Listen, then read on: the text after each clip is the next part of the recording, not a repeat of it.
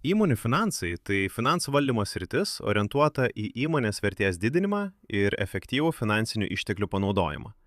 Įmonių finansai nagrinėja sprendimus susijusius su investicijomis, finansavimo šaltinių pasirinkimu bei kasdienių pinigų srautų valdymu.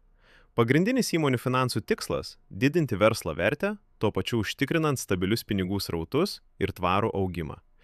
Teisingas įmonių finansų valdymas leidžia organizacijai priimti pagristus strateginius sprendimus, išlaikyti konkurencinį pranašumą bei suvaldyti pagrindinės rizikas.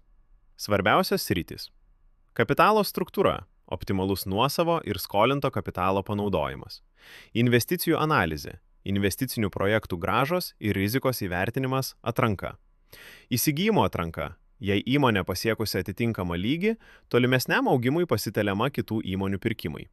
Pinigų srautai, pinigų srautų planavimas ir stabilumo užtikrinimas.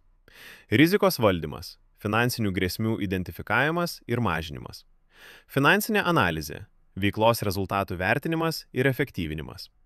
Tiksliai valdomi įmonių finansai leidžia ne tik kontroliuoti išlaidas, bet ir maksimaliai išnaudoti augimo galimybės. Tai esminis įrankis, padedantis įmoniai kurti ilgalaikę vertę, pritraukti investuotojus ir sėkmingai veikti dinamiškoje verslo aplinkoje.